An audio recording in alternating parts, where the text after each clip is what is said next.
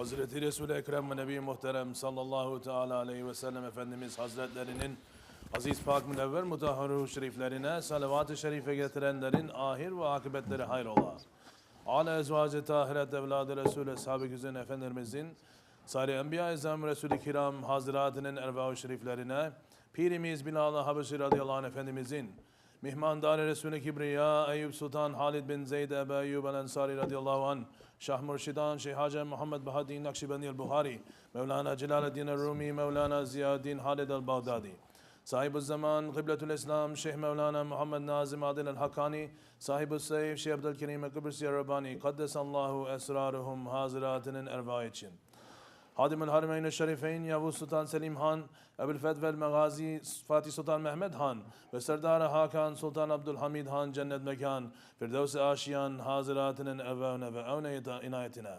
Alel husus bu caminin bahanesi ve İmam Müezzin Kayyım cemaatinin ve kafi ehli iman erva için. Allah rızası için El-Fatiha.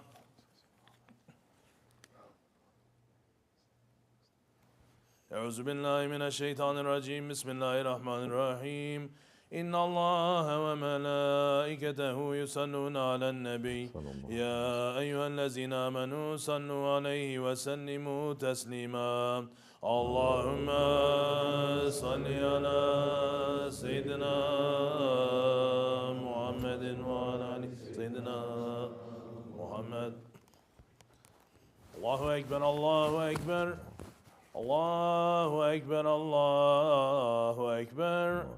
Eşhedü en la ilahe illallah. Eşhedü en la ilahe illallah. Eşhedü enne Muhammeden Resulullah. Eşhedü enne Muhammeden Resulullah. Hayy ale's-salâh. حي على الصلاة حي على الفلاح حي على الفلاح الله أكبر الله أكبر لا إله إلا الله لا إله إلا الله سيدنا مولانا محمد رسول الله صلى الله عليه وسلم الحمد لله الحمد لله Elhamdülillahi Rabbil Alemin. Ve salatu ve selamu ala Resulina Muhammedin ve ala alihi ve sahbihi ecmain. Nahmetullah Teala ve nahsafir eşhedü en la ilahe illallah vahdehu la şerike leh. Eşhedü enne seyyidina Muhammeden abduhu ve habibuhu ve resuluhu. Sallallahu aleyhi ve ala alihi ve ezvacihi ve ashabihi ve tabi'i hulefel raşidin mahadin min ba'di. وزرائل الإمة على التحقيق خصوصا منهم على الأميت خلفاء رسول الله على تحقيق أمر المؤمنين حضرة أبو بكر وعمر وعثمان وعلي وعلى باقيات وصحبه وتابعين رضوان الله عليهم أجمعين يا أيها المؤمنون الحاضرون اتقوا الله تعالى وإن الله مع الذين تقوا الذين هم محسنون الحمد لله رب العالمين والصلاة والسلام على أشرف الأنبياء والمرسلين سيدنا مولانا محمد وآله وصحبه أجمعين. All praises are due to Allah, the Lord of the universes.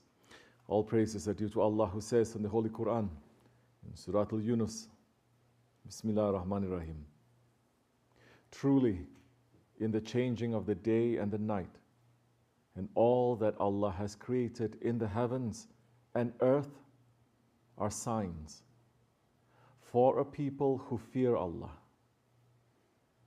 Truly those who do not expect the meeting with us, but desire the life of this world and are content with it, and those who are heedless of our signs, for those, their home will be the fire, because of what they used to earn.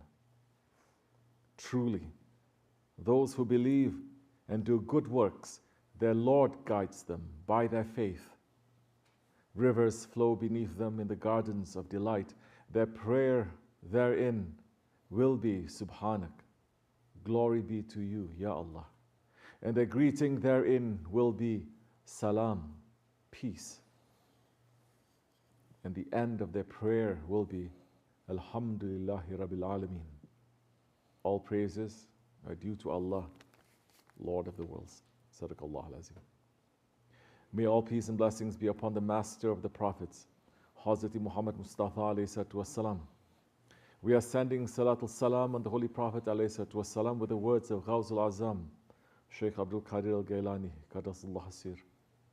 Ya Allah, send blessings and confer peace on Muhammad alayhi salatu wassalam, our master, and on his family, and on his companions, on his offspring, on his grandsons, on his wives, on his children, on the pious people of his house, on his kin, on his fathers-in-law and his son-in-law, on his friends, on his followers, on his helpers, who are the storehouse of his secrets and mines of his light, and who are the treasure of truth, who are the leaders of the people, and are the stars of guidance for their followers.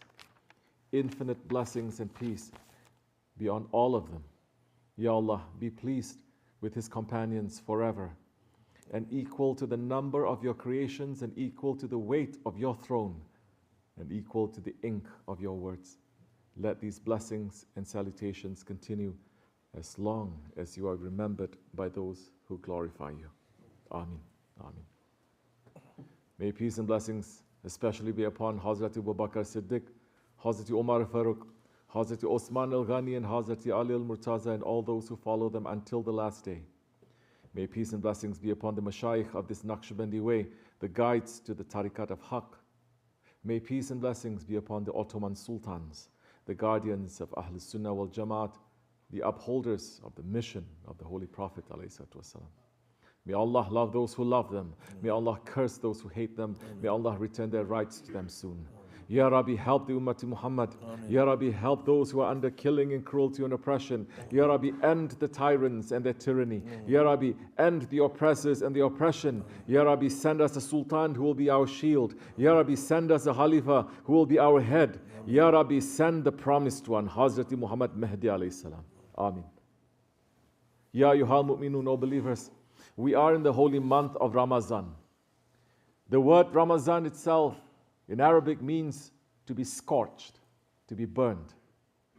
Ghawz al-Azam is saying that the word refers to rocks and stones that have become burning hot. And he also says it means that it has a scorching effect on the sins and burns them away. In Ramadan, the shaitans are chained, and we are left to look at where we are and what we are. The scorching of Ramadan shows what we really are. Just like metal reveals its true quality through being put to fire, Ramadan is showing where we are, who we are, and what we are. And if we are reminded, we should take note. And if we are guided, we should ask Allah and give Him thanks. Our Shaykh, SahibulSaif, Shaykh Abdulkerim, Kibrisi, Rabbani, Qaddasallahu Hasir, is speaking about this, saying, everyone loves Ali radiallahu an. Everybody claims to be from his family, but Ali radiallahu an is saying that if anyone is going to teach me one word of haqq, then I will be his slave to that one for 40 years. I will be carrying this burden, his burden of this dunya for 40 years.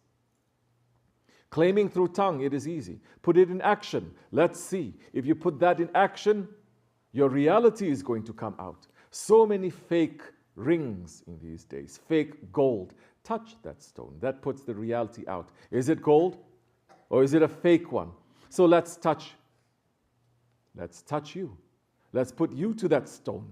And people coming to tariqat, they're coming to me and start complaining, saying, my life was so easy. And what happened now? So difficult. Why so difficult? Do I make your life difficult? Or are you making your life so difficult? Because you want to live according to your ego. So you were claiming you are 24 karat gold. And we are just taking you and testing you. We are putting your reality out, saying you are not 24. You're not even 12. You are not having a drop of gold inside. You are just a fake. Leave that fakeness and turn around, because through the way that you are going, definitely you will not find safety. You're only finding fire to your own self, because your ego is there to fool you. You don't know your ego. You need someone to teach you your ego. You cannot know yourself by yourself. You need another doctor to give prescription. If you are a doctor, you cannot write prescription to yourself. You cannot make operations to your own self. Even if you're the best doctor, you need another doctor to do that to you. SahibulSaif speaks the truth. This is real, and this is what we should be busy with in the holy month of Ramadan. This work is necessary for every human to complete. It's not just those claiming they are spiritual, not just those claiming that they are Sufi. This is for every human to complete. Otherwise, inside dunya will be disaster, and in akhirat will be a bigger disaster. Sultan al-Awliya, Shaykh Maulana Muhammad Nazim Adil al-Hakkani, Qaddasullah Hasir, is saying, the characteristic of ego, BismillahirRahmanirRahim, truly, the ego is ever commanding to evil. Sadaqallah al-Azim. Never unchangeable characteristic for the ego to order you, ordering you not to believe in anything. Don't do anything for anyone else, only for me. I am. If you are asking for a Lord, I am your Lord. If you're asking for anyone to be worshipped, I am that one. Never changing from the beginning up to today. The ego, so proud, not even accepting its Lord's existence, saying, no, la ilaha illa anna, astaghfirullah. That is carrying the biggest cursing on the people. Therefore, the Lord of heavens is asking to teach people, to train people, to give everyone's rights to their owners. Your ego, what is right? You must give no more. If you are going to give more, you are going to be zalim, oppressor, eating the rights of others. We are training people to know their rights. First, rights of the Lord of heavens that created you and created everything. You must give first His rights, not anyone else's. No. If you are passing, not looking that rights, don't ask that anyone is going to give rights to you. Everyone is going to be an oppressor to you. Sultan al-Awliya speaks the truth. And the consequences of not fixing that ego is that everything will become a disaster, from the household to the nations. Shaykh Nazim, Sultan al-Awliya is saying, Qaddasullah Sir, the reason for troubles on everywhere, not only in countries but also in every home, is because man is never going to be an obedient one.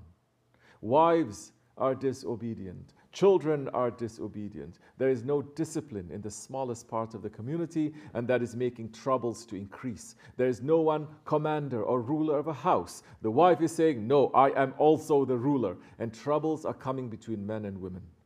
Then children are saying, we are not listening to you, we must be free to do everything, and you must be our servants. The main point is, people are never happy to have a ruler. They say this is the century of freedom, and everyone must do as he likes. With such thinking, how can there be peace and love between members of a home, a society or country? How can there be respect for each other? If respect is finished, there will be no more rest or good understanding, and never-ending discussions and arguments between family members will be frequent. The same bad characteristics run through thousands, 10,000, 100,000, millions, even 10 million homes, and people will not accept authority as they are saying, I am the ruler. Allah subhanahu wa ta'ala created our creation with the nafs, the ego, which comes against the soul. Souls belong to heavens, and our physical being belongs to earth. Therefore, between them is never-ending fighting, quarreling, discussing in arguments, because Allah Almighty created our ego with a personality and said to it, come to me, and that ego went back. The Lord of Heaven says, go back, and it came forward. Then the Lord of Heavens asked, who am I and who are you? The ego's answer was, you are you and I am I. That is our egoistic personality. Therefore, the Lord of Heavens sends some people to teach others how they can make their egos under their authority, under their commands. Otherwise, we are finished.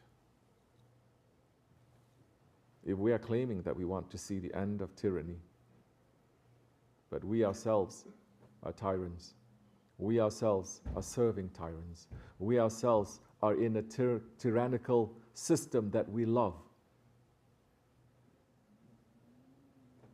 and we ourselves do not accept a ruler, that is hypocrisy.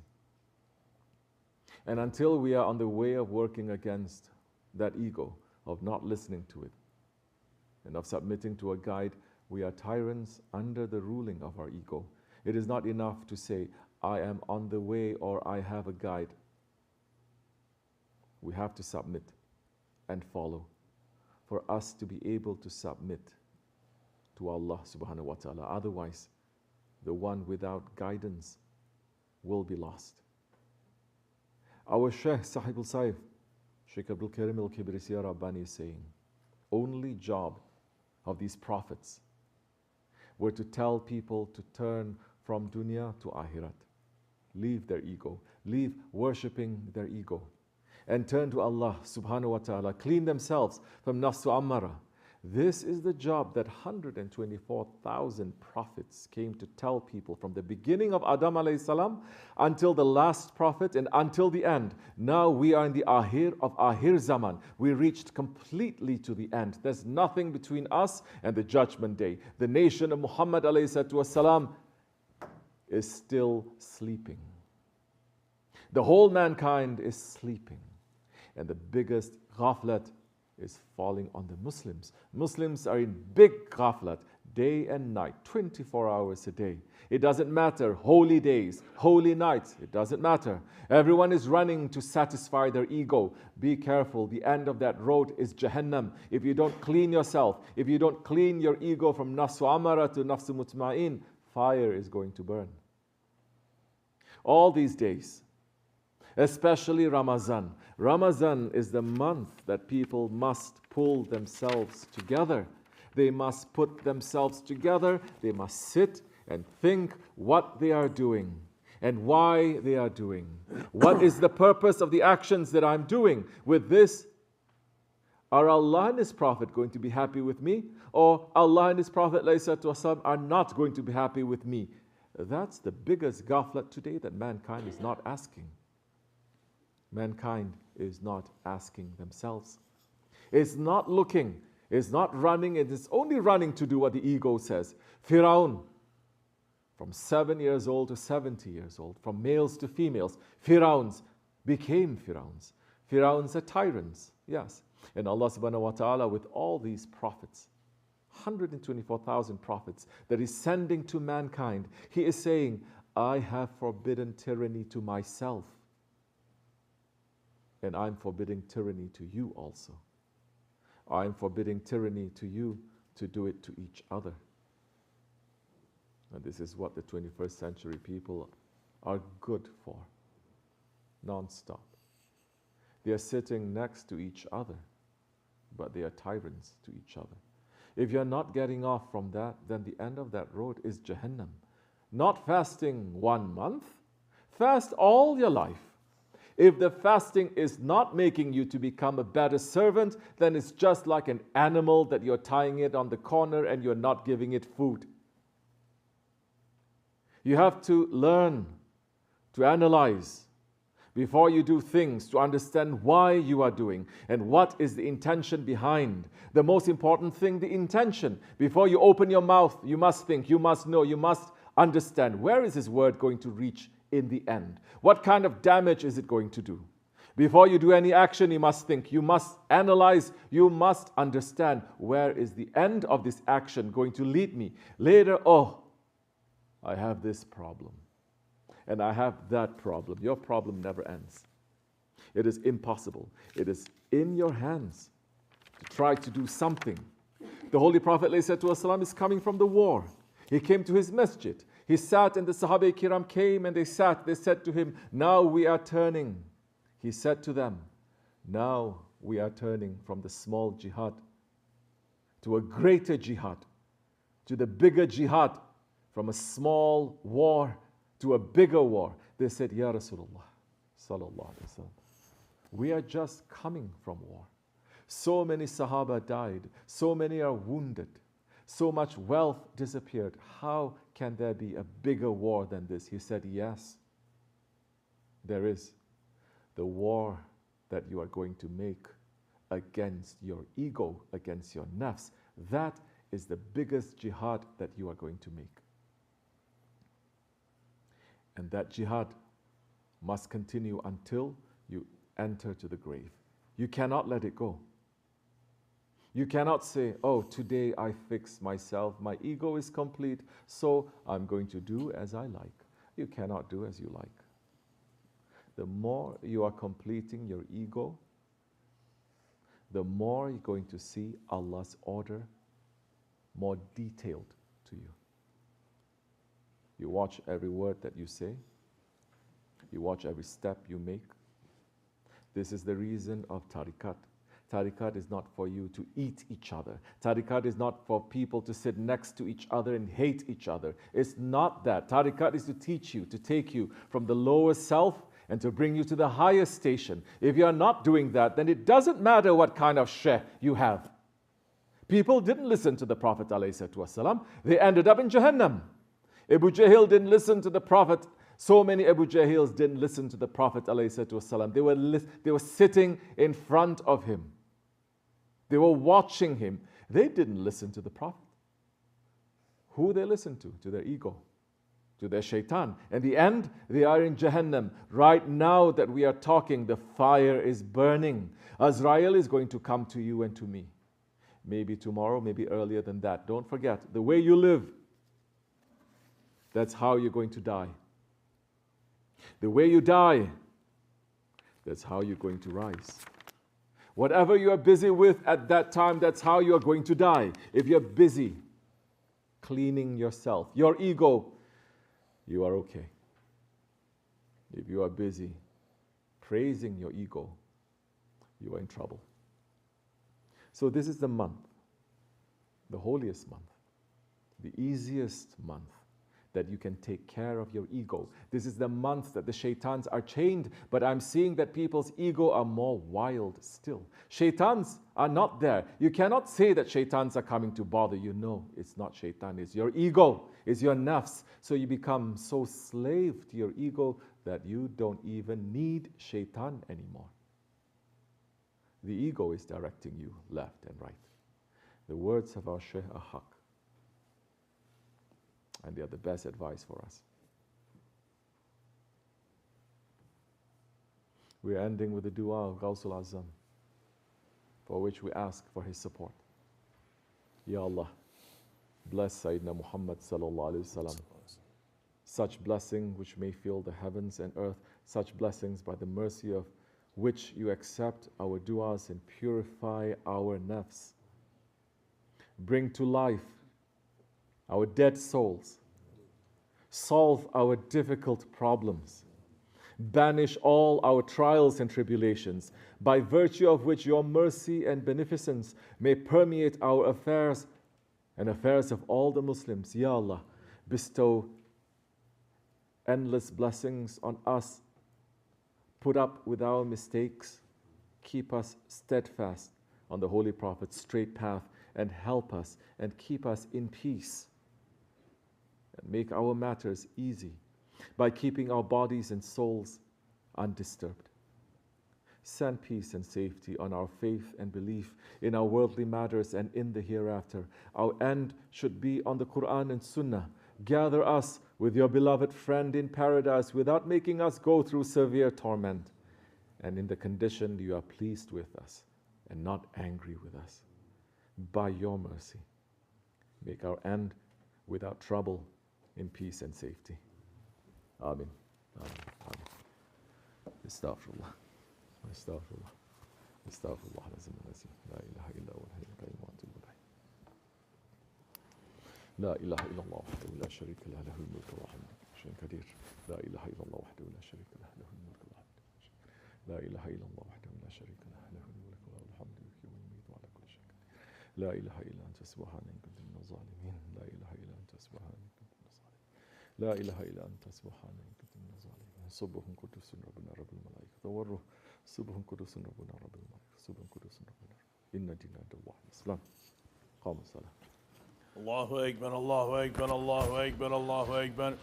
Eşhedü en la ilahe illallah, eşhedü en la ilahe illallah, eşhedü enne Muhammeden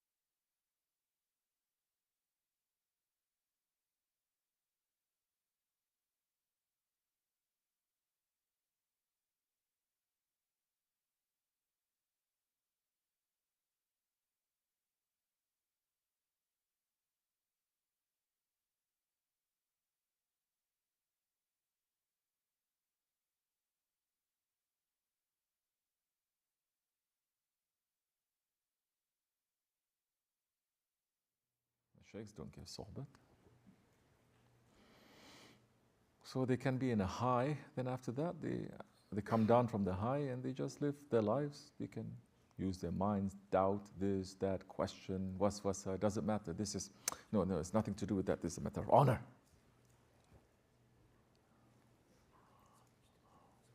So anything like that, don't trust. What happens when you don't trust? Don't trust means don't even talk. You don't trust a person, why should you sit down next to the person and have a chat? Why?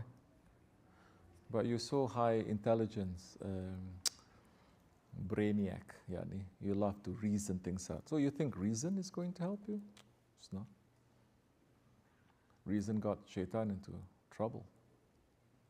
So you just say, leave it. Shut your mouth, leave it. Get out of here and you escape. That's why we say, A'udhu billahi minash shaitanir rajim. BismillahirRahmanirRahim. You understand? You escape. You don't sit down trying to duke it out, trying to explain, trying to do. No, you escape. Say, no, nope, I've done this, no. And if it's too much, you say, okay, just zip, quiet, go sleep, get up. Yeah, that's it. Yeah. Tomorrow is a new day. Otherwise, what is this? Huh? You're still existentialist? So philosophical. Then sit with your philosophy next to the who? River people. Yeah, sit next. This is the other thing too, because we're not exposed to things greater than our minds, you see. We're not exposed to these river people, jungle people, you know those typhus. Desert. So when you are surrounded by that, then you are like this, you're like this, whoa, okay. You wake up, right? But because we are in such a materialist country, even those ones, they hide away. So you think, therefore you are. You think that you think, therefore you are. Everything is coming to existence because you think. As if, Allah. I just saw a couple of things so interesting. We think this is senses, right? What we see here. This is what we sense. Is this what it is? No, it's not. It's not. Huh? The colors we can only see because of these eyes. But the colors that little shrimp sees, more than this, it is here. It's not the shrimp is not saying, I imagine it to be, I think, therefore it is. It's there. But when we become so proud, we think our way is, this is how it is. It is not. There are thousands of other colors in this world, frequencies in this world, light that is in this world, smells what we can hear. Everything is glorifying their Lord, isn't it? Everything has a tongue. It's not quiet. So why we want to trust? Don't trust. That's why you cannot use this. You use this, and if you are relying heavily on that, they'll take it away. It's because it will fail you one day. Don't. Or your feelings. No. So wake up a little bit. This is how it's going to be. And you must learn. If you're weird and awkward, you must learn that you are and then fix it. Every one of you are weird and awkward. I'm weird and awkward my own way. Allah knows I am. But we learn, say, okay. Don't get little bit, butt hurt, little bit, Are we live? A little bit, like sensitive. You shouldn't be. You should not.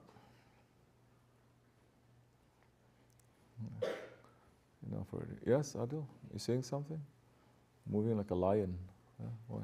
You're hungry? You want to eat me? Then don't scare me. Okay. Any questions anyone has about this, about Ramadan, about what we're supposed to know, about obedience, about having a mirror in front of you, about not having a choice? We grew up thinking that Sufism is a choice. Wow, it's something extra. It is not. Every human being has to go through this. Cleaning. Yes, Daud, what are you saying? All those questions, I got all those questions, Shaykh. Bismillahirrahmanirrahim. Assalamu alaikum. Alaikum salam. Shaykh, when this whole khutbah has really got my mind going because I have my own idea of what I like and how I feel things should be or what is good looking to me. And it hit me today that that's not even right. And it's like, when am I ever gonna get right? Even when I'm right, I ain't right. And it's like you were saying, Shaykh, the shaitan, I can't even put it on the shaitan. I gotta put it on myself and on my ego. And I'm like, you know, you're talking about reasoning. The wisdom came to me. You said something to me today, and I thought about it, I reflected, and I was like, I get it. But then it was like, you know, you start reasoning. Then I was like, you can't reason with an animal. And I'm like, is that the right way to think about this? Like, I can't even talk to this person. You know what I'm saying? Like my inner self. You know what I'm saying? Your like, ego? Yeah. This is the thing. You give too much credit to it. You call it an inner self. You call it this, you call it that. It's an ego. The ego is not smart. The ego is the worst animal. The ego, there's hundreds and thousands of tricks and traps, yes, but the ego gets inspiration from who? From shaitan. Do we not know? Shaitan, yes. It's told to us. Now, how are you going to know shaitan intimately? Through your ego. You understand? The ego is the greatest follower of shaitan. So once you understand your ego, you can defeat shaitan. It is, because you're trying this out. Whole aim of tariqat is to be able to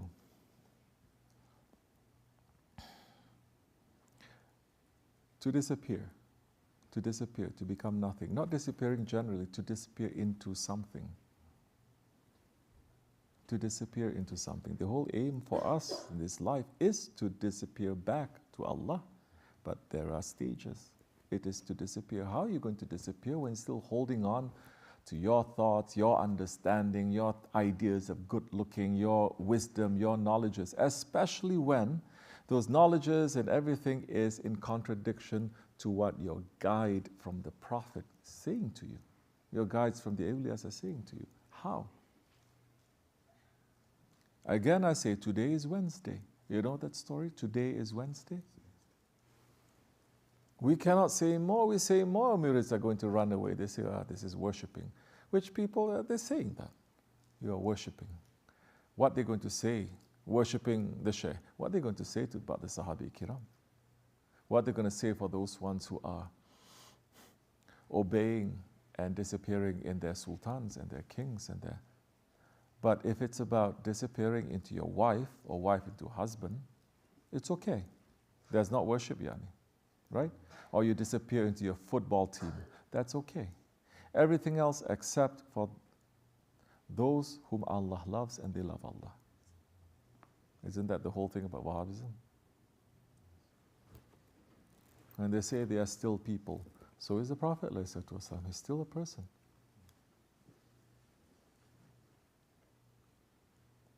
But isn't the whole aim now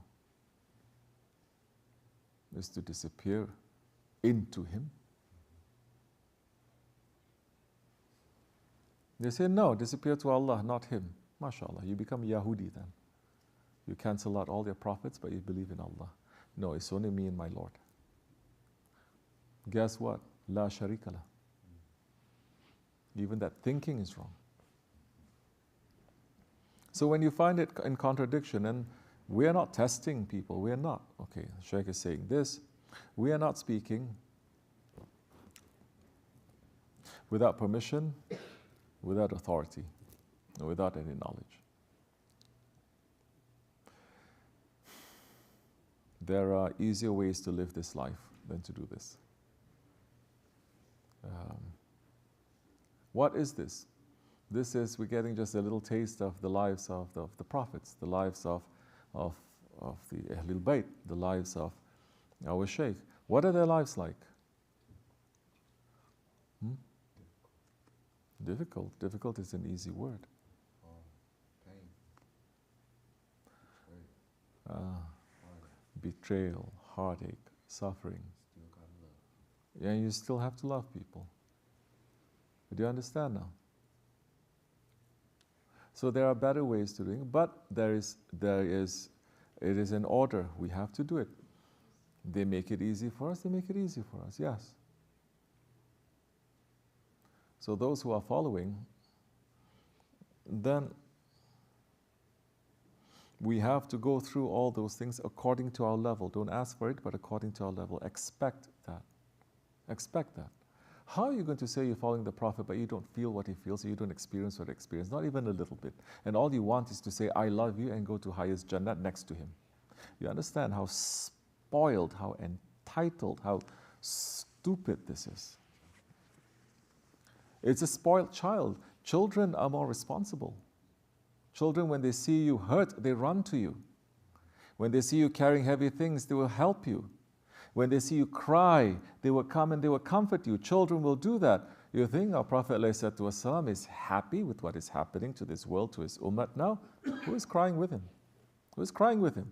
Forget about asking to bring down this tower and that tower, and just sit in the masjid and cry. Cry. Is there a precedent to this? Oh! 1,400 years of precedent, all the way from 1,400 years up to just sitting and crying to Allah. Crying, we're supposed to all night long. Are they doing that? No, they're not. All night long eating, yeah, definitely. Just saw something, streets and streets. I'm talking about like, I'm not kidding. About 30 streets filled with food. And this is just in one section of the country. In a month where you're supposed to be scorching yourself. What's so bad about eating it? Because what happens to you when you eat too much? You go to sleep. You're not interested to do anything else. You're more concerned about that. All day long you're thinking about what to eat. And all night long you're eating what you're eating. And then you say, oh, first I break my fast. Right? How you say? You have. You break your fast, something, fried things, this, that. It's already a snack, but it's a meal. And then after that you pray, and then you sit down for dinner. After dinner, then you have a snack again, right? And after that snack again, then you have a full-blown sahur.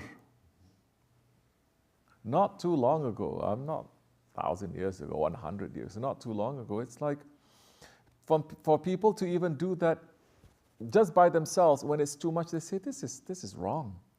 By themselves, their own sense of haya, their own sense of honor, they say, no, it's too much, this is extreme, this is excessive. If you want to, good people, religious people, regular people, they don't know too much, but to sit down to have iftar with 10, 20, 30 different kinds of things, this is wrong. This is not sunnah. We're not saying to people, you must only have one kind of food. Okay, a little bit here and there, but to have more and more, this is just something the fathers and mothers would feel. This is just too excessive. Is there such a feeling now? Are there people to say this? There isn't. So when the heart then gets very hardened when you keep doing that, because the more you consume from the world, more your heart is going to be like a rock. And you're not going to feel what you're supposed to feel because you are a spirit. If the Prophet ﷺ says, don't laugh too much, laughing, don't laugh too much because it hardens the heart. Then what about doing other things too much? But no one is saying, oh, not only that now. Now it's not only food, now it's wearing clothes. It used to be, when we were growing up, new clothes only at Eid. Only at Eid, new clothes. Now for Eid, they have 10 different kinds of clothes that they're going to wear. And they can't wait for that. They can't wait for Ramadan to be over. Yeah? So, now you're following a guide. No one is telling you not to think about it, not to ask questions, not to try to understand. But to be stubborn and say, it's okay. Shaykh has an idea, I have my own idea. Lakum dinukum. Waliyaddin. What is that? You understand? They're not even testing us to give us something that on the face looks completely not making sense. They're not. They don't have to make sense every time according to our heads. Remember Hizr alayhi salam? They don't have to explain too. That's not their job. Their job is to lead and you have to follow. Do you understand? If they explain, they're being nice. They don't have to, because if you have to, when you are leading and you have to stop every time to turn around and to explain, how much are you going to go? How far are you going to go? Imagine, especially if you are running away from something when there is danger that is there. When you are, imagine you are running away, you're trying to save a kid. Huh? But every 3 seconds you have to explain why you're doing it. What's going to happen? Okay. So we must try now to align. When you try to align, you must try to see through their eyes. Yes. You have to now try to listen through their ears, speak through their tongue. Yes. Slowly you are sort of like disappearing. And now we are step by step, even small things. We look at our Shaykh, the Shaykh is sitting like that, we sit like that. He's talking like that, we talk. We copy from the outside just to train our minds a little bit so that we are not stubborn. Because what do you think the Shaykh is doing? Especially in public like this, they're doing something that is going to be against the Sunnah. Yes, Shaykh Efendi is saying, and I've been saying this many times, especially since the start of Ramadan, more you're going to find everything to be so detailed, everything is in a fine balance. You're going to think 100 things before you do anything. That is a sign that you're not going to be just pig-headedly just barge into a room. What they say?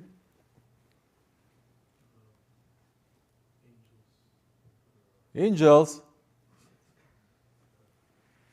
You see, at least he doesn't have enough, brains, but at least he is, you China shop, you so racist, yeah. A little bit, what China shop? You see, but he's following. Fools rush in. Where angels, they are fearing, they fear to tread. Just to walk carefully, they fear, they fall. You understand? I don't like to quote from other things, other sources, but just to give a little flavor. Huh? So we watch, we see how filled with lutuf our Shaykh is. Everything is refined in some ways. In some ways we think that he's so direct, but even in that direction there is a precision, you see. It's precise. And isn't precision a feature of lutuf also? It has to be.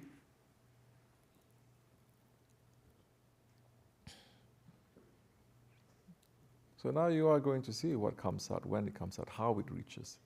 We are saying that over and over again. But why people stumble when there's a lot of voices going on? They're not looking. They're not looking at themselves, their words. So many other things. You have not shut off those voices. Why? Okay? And you must try to. This is the month where those things will come out, and it's up to you. You want to do it, you do it. You don't want to do it, I don't care. Everyone is responsible. So we used to look at our Shaykh. Anything that is against people, I've got into trouble because people are saying, Shaykh, they didn't do this. Why are you doing it? And then I have to sit and explain. And I say, look, you did. You just didn't see it. Not everything is monolithic also. And that's when you spend enough time with the Shaykh. Not just spending time just sitting next to it. You observe everything and you ask, why? I used to listen to his sohbats and I anticipate what the next sentence is going to be, what the next word is going to be, where is he going with this, how is he going back, how does this relate to? Because when he gives sohbat, he just takes you on a journey. But I stop at every few seconds, where is this journey, where do we begin, this one, where do you go, this. Try to, as much as I can, because I don't want to just go along for the ride. It's for me, it's not for anything else. It's not like Shaykh Efendi saying, okay, you have to prepare all these things. No. The way he folds his turbans, the way he walks, the way he speaks like this, up to the point where it's almost like mimicry, but it's not. And there are certain things that we are doing that I say I'm going to copy him a little because it makes more sense. For example, in sohbat, I like his use of English because it is very, very muscular, it's very elastic, it's very sinewy. You're not bound by vocabulary, because what I don't like is people, when they talk about tasawwuf, they use such fancy words and it becomes really fake, you see?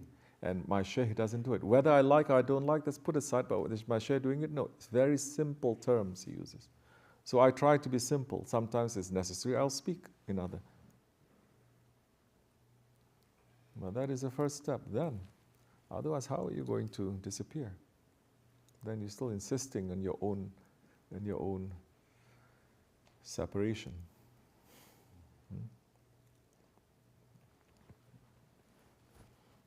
Okay. Anyway, any other question? Yes. You mentioned before about not listening to your brain and listening to your heart. It's not without context, though. I'm not saying listen to your heart at any time, every time. There has to be a context. Explain the context before you explain what. Go ahead. BismillahirRahmanirRahim, we were mentioning before this sohbat about not always listening and reasoning with your brain or your thoughts or yourself. My question is, how does one know that one is listening to the brain or the heart? How do you differentiate between that?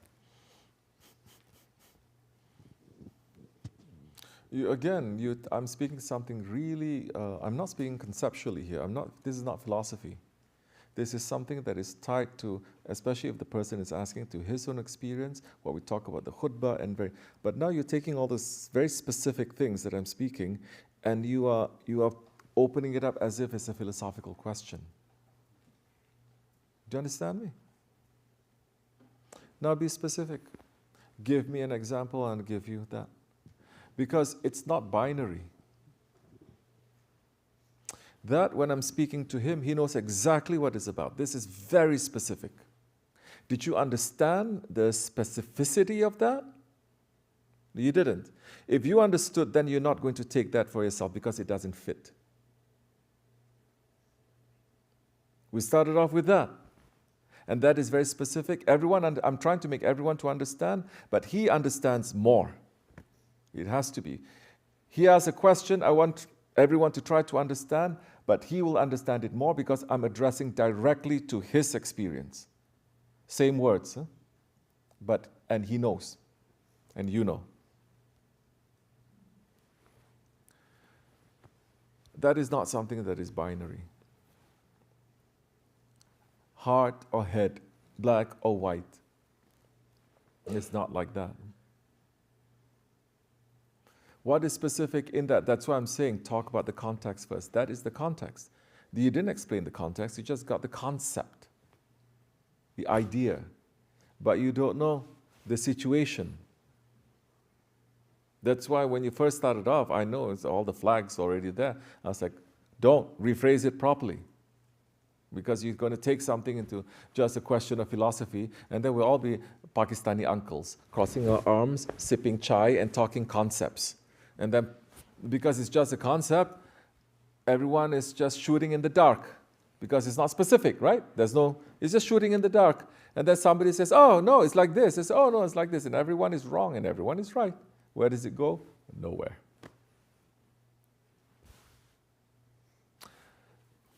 Let Masood answer this. That pertains to him. If he asks you the question. No. pertaining to you, your situation. Try to make him to understand. You don't have to get into very, very specific things. When I say to you, stop that, right? Did I even use the word heart? Listen to your heart? No, that's your words, you see. You see how careful I have to be? I didn't put it as binary. I did not. You immediately put it into something, a philosophical discussion, a debate. Something that's two opposites. I never used the word heart. I didn't say heart to him. I say just stop it. Stop all of that. Know yourself. Know whatever that is wrong there and stop it. Don't sit and talk to your ego. Don't trust yourself. Isn't that a lot of the stuff that I said? Don't trust in your own reason. Don't trust in your reasoning process so much. Do not.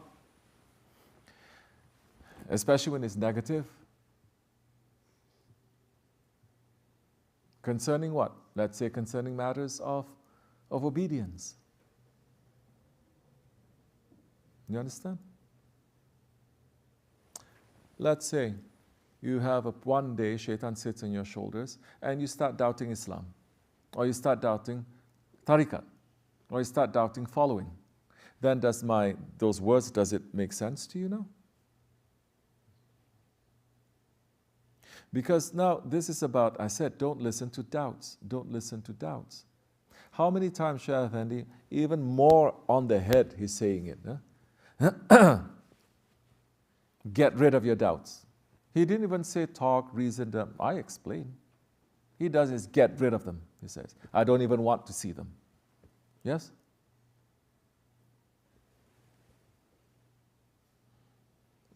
So this doubts that this is have anything to do with heart and head? So your question is completely irrelevant to the discussion. So now to rephrase that, you're trying to get at something. So let me. Maybe I can explain better. The other day, there's something that happened, and I was looking at my response to that thing, and I started to realize that I have a way of responding to this thing, and I have always done that. But that habit is so strong that it kept pushing, and I kept pushing back. And then it kept pushing from different direction, do this. My question was in regards to that, and when you say that the heart becomes hard, and and you didn't say that, but heart is the seat of... You're mixing all the words that you can find in the soul bed for half hour, and you're just putting it there, huh? So my question was in context to this. Good, didn't I say to you, explain the context first before you talk about the concept? I warned you. I knew this was going to happen. So in context to that, when that happens... people still don't know the context. I sort of have an idea. The context of when there is a habit of responding to something, and that habit is very strong and it keeps pushing at you. We are in tariqat to do what? Push back to that habit. What? To follow a Shaykh. First time you mentioned the word Shaykh. First time you mentioned the word Shaykh. Which is, the Shaykh is telling you to follow the sunnah. So first time you sort of mentioned the sunnah that you've let this in. You're just talking about yourself. Yourself. Other people, yourself. The khutbah is saying, you just have to ask yourself, yes? Whatever I'm doing, is it pleasing to Allah? Will Allah and His beloved, will they like it? If you're following a Shaykh, it's so much easier because now the interpretation is not so wide. It's more narrow. Yes? Everyone can claim, I'm doing this for Allah's sake. Interpretation is so wide. What does it mean? I'm doing this for Prophet's sake. What does it mean? But when you're following a guide, then it becomes more narrow, becomes more specific. You cannot have wriggle room anymore. You cannot be slick. Your ego cannot be. So now you're saying, okay, I have a habit of doing things. The first thing, if I were you, the first thing that I would say is, this habit, is my Shaykh liking it or not? Does he approve? Is this the way he does it? Is this the way the Prophet does it? If you're putting them out, that means that you are actually saying they have no relevance to this context. They have no relevance to your life. This is religion and this is life. Exactly what I said before, yes?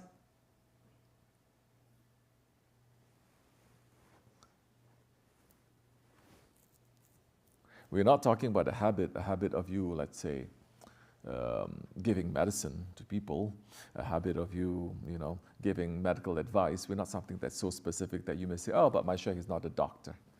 He wouldn't be able to. It's not that specific. Even if it were, we're looking at the spirit of things. They can advise us. So first you have to ask, is this what my Shaykh taught me? This is how I'm supposed to behave. Not how you behave, not a habit. Who cares about a habit? Again, going back to that. Habitual is to reason. Habitual is to think it out. Habitual is to invite it to sit down next to you whole night long, you're talking to it. That is a habit. I say, stop that. Don't talk to your ego. Especially when this is not the first time, you've gone through it 1,000 times. It never gives you anything. Stop it. What do you need? You still cannot? Are you crazy or are you stupid? No, you're not. Then why are you not doing it? You have the choice. You're going to distract. You're going to do other things. You're going to go to sleep. Do you understand me? Habit now. He's talking kind of like the same thing. This is my way of thinking. It's also a habit. Who cares? We want to get rid of all habits, don't we? We only want the habits of the awliyas, the habits of the Prophet ﷺ. Isn't that the whole point again? So why are we talking about habits now? So you ask, is my Shaykh saying to behave like this? Will he like it? This is what is guided by the Prophet. You answer all those questions. If it's yes, then okay. Then duke it out. See what works. Maybe you're missing some points, maybe you're misunderstanding, but there is still work to be done because it's clear this is what you're supposed to do, sanctioned by Allah and His Prophet. You understand? But if it is not, I don't care. You should not care too. Then 7 billion people have 7 billion ways of dealing with this. Truth is one. Do you understand me? Okay. So now you're going to look at it. You say, Shaykh doesn't like this, then don't. Especially if it's a bitter pill to swallow. This is my habit, is to shout back. But is this really done? Again, it's tricky because in tariqat, it's also, you have to understand the trickiness of tariqat, to understand the trickiness of shaitan, to understand the trickiness of your ego. Ego is very tricky. Because a shaykh can display it like what you did. I've used maybe let's say 1,000 words. But it doesn't mean that if you take these words and you jumble them up, it's still the shaykh's words. Yes? Then you say, okay, well, I can shout because Shaykh Effendi shouted also. Again, you're not looking at the context. You're not looking at the story. Quran is filled with stories. Talking about something and then becoming very specific, isn't it? Talking about something general, something big, something cosmic, and then becoming so specific, up to like the specific words of a specific person speaking this. Yes or no? Do you understand me? Otherwise, it just becomes what? Oh, no, it's not about money. It's a matter of honor. Yeah, you understand? Everyone will misinterpret. No, it's about money. It's only about $20. You can't forgive? No, it's not about the money. He betrayed my trust. We are in the way of tariqat. If shariat, you may do that. Judge and you will also be judged. The way of tariqat is understanding Allah's mercy so we can be merciful, because that is the major characteristic of the Prophet of mercy.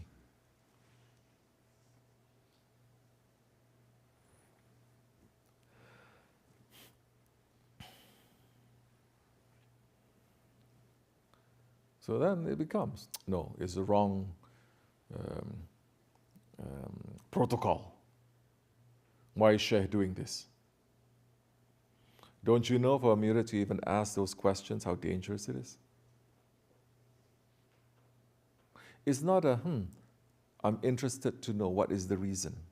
Do you understand? And it's not just using words. One is already judging, and the other one is like, no, I'm not judging, but this is interesting. I'm curious. You're opening yourself up now to possibilities. You're opening your heart now to possibility of looking at it in a different way, feeling different things, not judging. That time you close your heart. And our hearts are meant to expand. Do you understand? So, people are saying, oh, well, this has to go according to protocol. Whose protocol?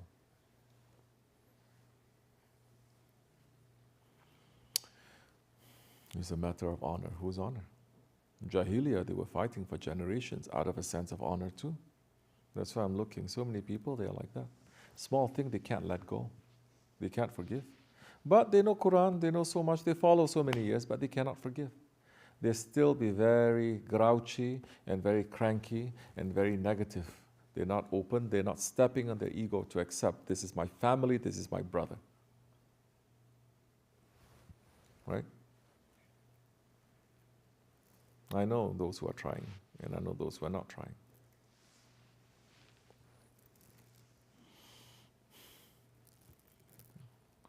We should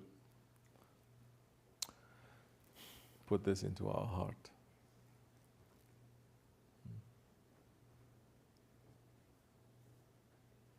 So don't trust yourself so much if it is not in the way of the Prophet ﷺ.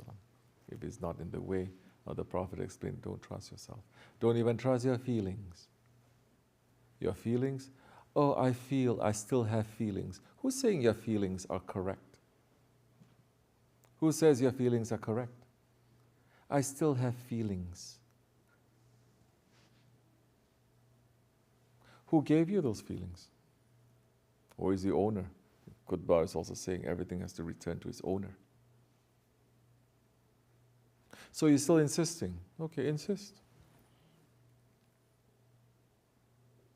Continue. Then we're going to see what's going to happen. Ending is not good.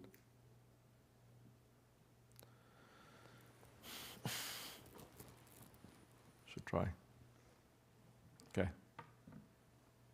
Fatiha. Astaghfirullah. That's what to do. Okay. Anything else anyone wants to say? Any questions? Women can go.